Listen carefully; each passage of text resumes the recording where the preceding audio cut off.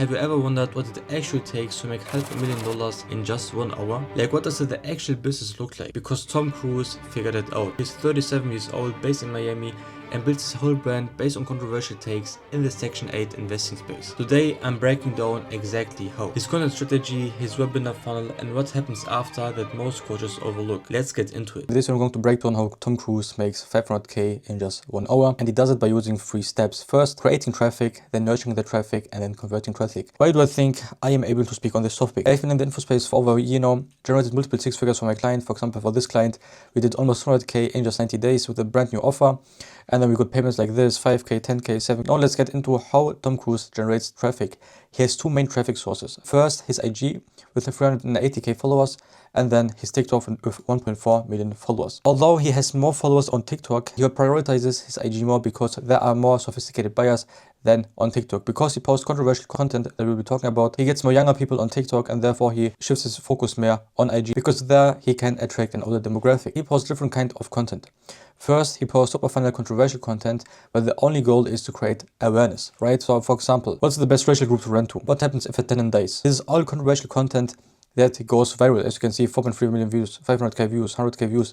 This is controversial content that gives him awareness. Now that he has awareness, he needs to turn that awareness into curiosity so people actually know what he's doing to afford this lifestyle, right? So he makes videos about his boat, about how he got the Cullinan, how much it cost to fill his boat, another Cullinan, right? This is all to create curiosity so people are actually thinking, wait, how is this guy making all of his money, right? So now that they're curious, he tries to get a personal connection with them. So he makes videos about how he gives little girls some money at a lemonade stand, how he buys his sister a 200k car. This is stuff that his ICP wants to do as well, and therefore they get a connection, right? Even though he posted controversial content, which maybe made him more unlikable, with his personal content, he gets them to like them, right? And then to top it off, he posts middle of funnel education content to make his viewer problem aware, right? So he actually talks about what to add to your houses. A full tutorial on how you build a Section 8 portfolio. This is to make his audience problem aware. There are 5 buying stages your prospect goes before buying from you. First, they're unaware, so they don't know you yet.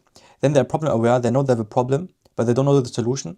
Then they get solution aware, they know the solution, but they don't know the product. Then they get product aware, they know the product, but they don't know from who to buy it. And then they're most aware, they know the problem, they know the product, and they know you, and they know to buy it from you. Right? This type of content is to make them problem aware. It's to show them, hey, you have a problem, you don't make enough money, and this is how you can actually make it. Then to get them solution aware and then product aware, he uses a webinar. A webinar is a free training where people can sign up to, and then he gives free value for over an hour, which makes them first solution aware. They think, all right, hey, I had the blueprint now, I know what to do, and I can implement it right away. But it also makes them product aware because they think, hey, he knows so much about it. Why shouldn't I buy the mentorship from him if I want to get started anyway, right? So that's why he uses the webinar. Also, he uses story sequences. For this one that I saw, he has like a Q&A where he answers like some questions about Section 8, right? He probably asked these questions himself, so he can just answer them and then promote the free training, right? Which is really great. This is a really good story sequence. But also when people go and try to sign up for the webinar, they see his story highlights, right? And in his story highlights, he has a tons of testimonials, as you can see right here. And when you go through these testimonials, you see that the demographic is older, right? It's 25 and plus. His offer isn't for a demographic that is really young. That's also why he uses testimonials from older people, right? So he can attract his demographic. All right, now let's talk about how he nurtures his audience, and that happens on the webinar. As you can see in this bio, he always promotes this webinar link, which leads you to this page. This is a really bad landing page for a webinar. I built a new one for him, and it should look something like this. First, you have a clear headline with a clear subheadline. You also have a timer, so the prospect actually knows it's a live training, right? And then you have some basic information about the webinar. So when does it start? How long is it? Who is it for? And then what I like to have as well is a VSL, where the creator breaks down his business model, talks about a bit about the webinar and why they should sign up. And then we have a register button where you can then register, and then they get redirected to the thank you page.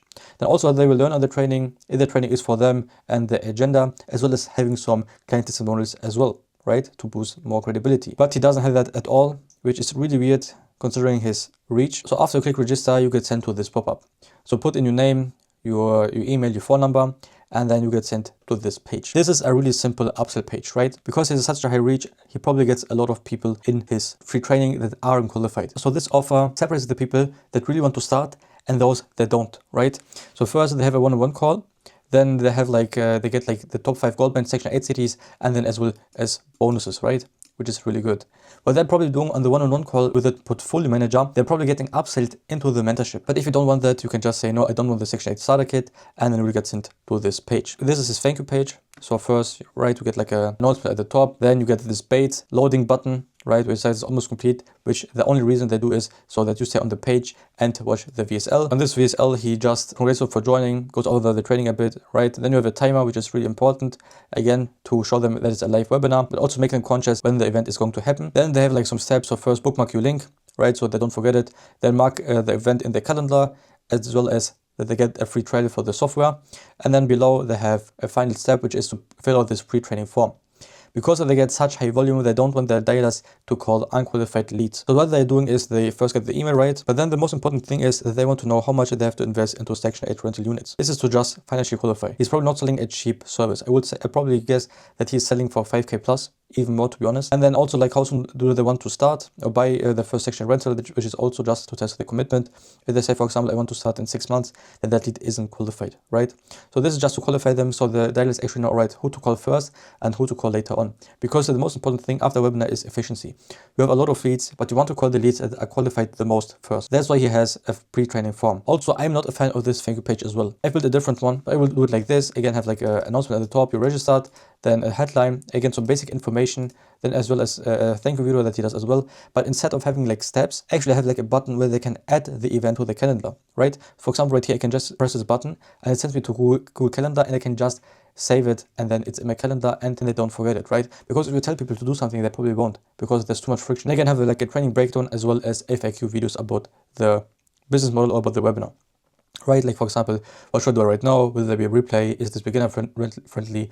How do I get the join link? As well as have like a FAQ section.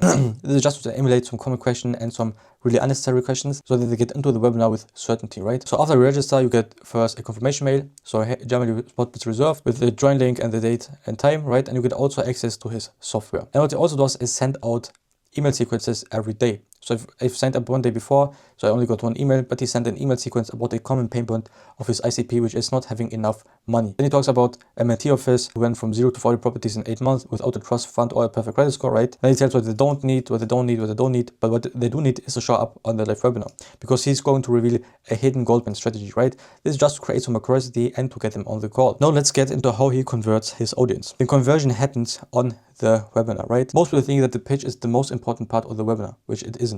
It's actually the middle part where you actually talk about the mechanisms, etc., right? Because you want to make them solution aware so that you can make them product aware, right? If they don't get solution aware in the webinar and then you pitch your product, that won't work, right? That's why you need to have a good structured out webinar so that the pitch actually hits. And for that, we need to first start with the hook. You start the webinar with something that immediately grabs attention. For example, this could be a surprising result, a bold statement, or a quick overview of the outcome that they will learn. Then you highlight the problems, so talk about the main challenges your audience is facing and whether the current approach isn't working. Then you set the agenda, so you briefly explain what you'll be covering in the webinar. Then you build some credibility, so you share a bit about your background, your results, or case studies, right? So people actually understand that you are qualified. Then you teach the core framework.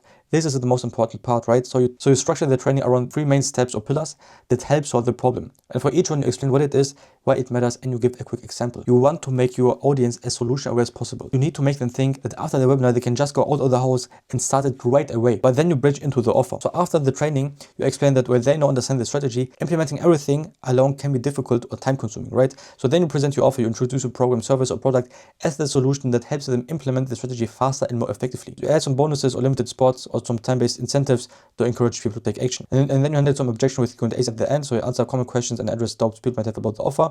And then you have a final call to action where you end the call by clearly telling them what to do next. For example, for some people it can be actually purchasing the product right after the webinar ends, or applying and then booking a call, right? So the most common thing that most people do is have like in a type form where they need to fill out some question and then they can book a call if they're qualified, right?